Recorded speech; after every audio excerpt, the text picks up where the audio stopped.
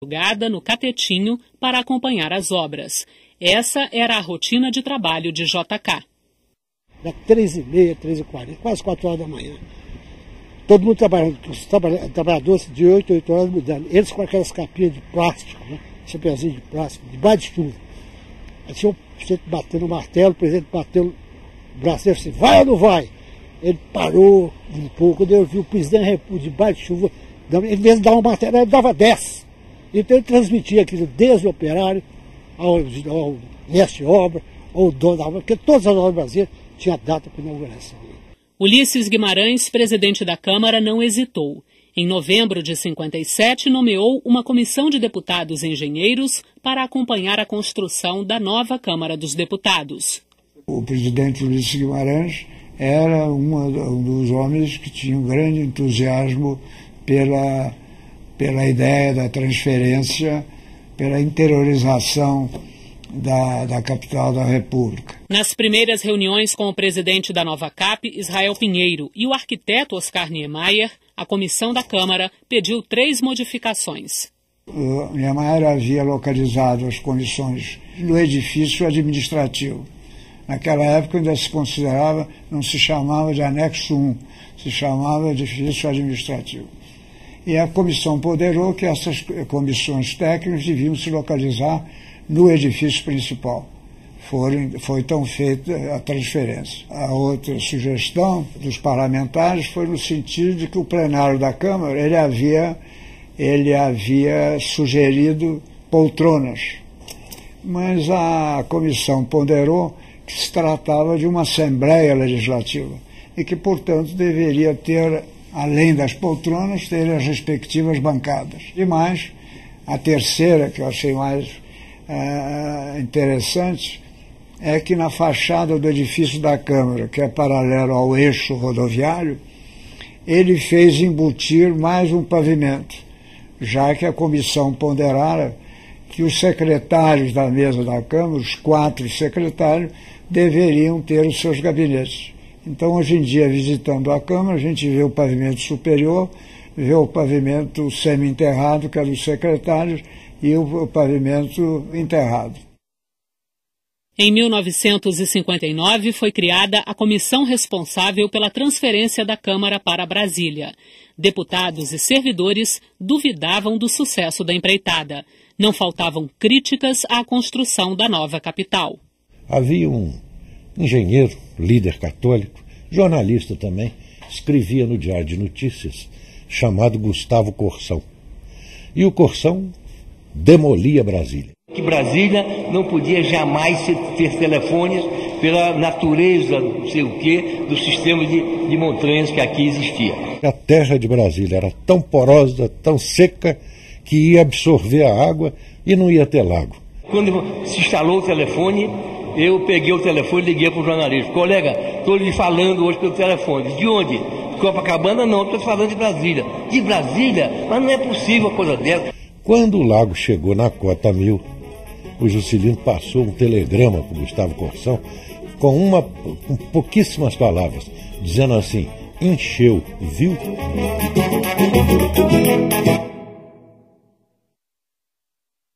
UDN e PSD também travavam verdadeiras batalhas políticas no Palácio Tiradentes. Brasília estava nascendo e o ano eleitoral se aproximava.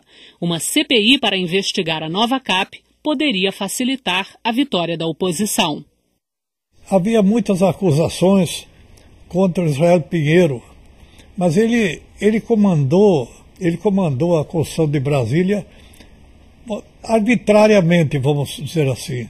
Ele tinha de ter poder amplo, porque senão não faria a obra no tempo meditado. Brasília não podia parar um minuto. Então chamava Niemeyer, chamava Israel, chamava engenheiro, chamava outro da outra obra. Tinha que ir na comissão. Era obrigado lá no Rio. Aí parava Brasília. Numa das tentativas, o primeiro secretário da Câmara, deputado José Bonifácio, da UDN, conseguiu recolher 3 assinaturas além do necessário para dar início à CPI.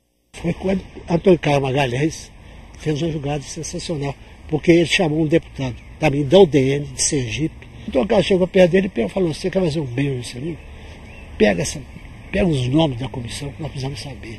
Nós fomos para o apartamento de outra casa e ele foi no apartamento do Zé Bonifácio, que era também lá em Copacabana. Aí chegou perto do Zé Bonifácio e falou: tem uma comissão aí para eu assinar? Pode dar. Entrou para o escritório com ele e falou: assina aqui. Ele falou assim: epa, peraí. Meu avô e meu pai me disseram que nunca ele deve assinar um papel sem ler. Então eu não assino sem ler.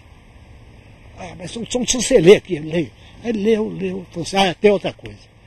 Eu não assino sem minha mulher aprovar. Mas essa não pode sair daqui. Não vai? Pôs no bolso. Quem é que vai tirar? Pôs no bolso e foi embora. Foi para a casa dele. Nós estamos na casa do Ricardo.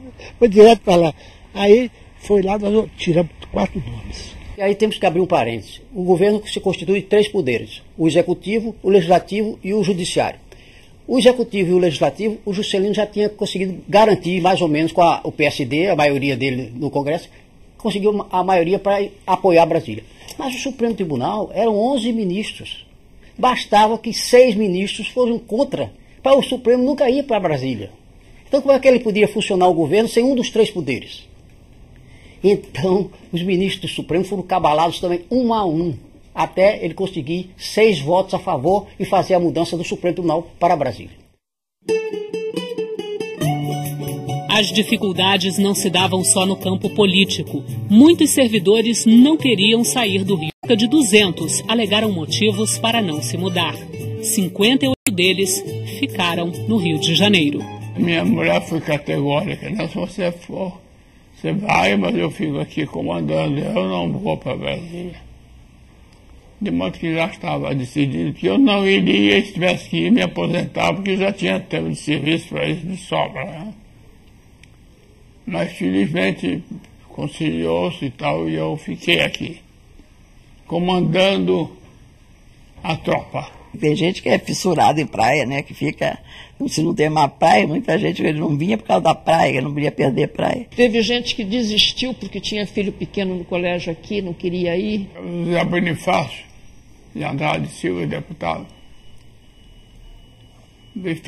mandou um telegrama dizendo: os funcionários que não puderam até o dia tal serão demitidos. Meu pai estava muito aflito com isso. Ele dizia: eu preciso morrer porque eu estou atrapalhando sua vida e não sei o quê, eu não posso ir para Brasília. Eu digo: fica vivo porque eu não quero sair daqui. Como eu já estaria no grupo de um Rio, então aquele grupo que faria toda a transferência, tem a impressão que eles optaram por alguns desses servidores para colocar nessa comissão, porque eles iriam ficar no Rio. Então eles não teriam que desfalcar essa comissão.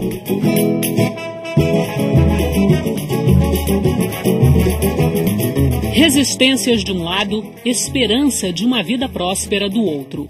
Os pioneiros não param de chegar. Em 1959, Brasília já tem mais de 60 mil habitantes. Eu fui um desses que vim com o objetivo de cuidar da rede elétrica subterrânea, ou seja, Brasília é muito bonito porque não tem fios à mostra. Chega na cidade, está aquela confusão dos postes com os fios. Brasília, nessa época, já foi uma das primeiras locais do Brasil a ter toda a sua rede subterrânea. Eu cheguei no começo em Forragerica e em seguida apareceu um guincho americano desse que conduz material. Aí me botaram para trabalhar nesse guincho, que buscar material para os carpinteiros embaixo do prédio para distribuir para os 28 andares, o prédio inteiro, né?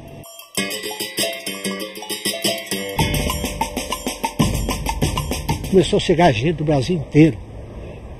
De Minas, de Goiás veio quase todo mundo. Quero passar Deus de Goiás. De Minas veio muita gente. E do Nordeste. Eram 3 pau de arara que saíram da minha cidade. Nós viemos, passamos 12 dias de viagem. Com 6 dias acabou a comida, aí ficou mais 6. A gente se refazendo no caminho com aquele que tinha um pouco.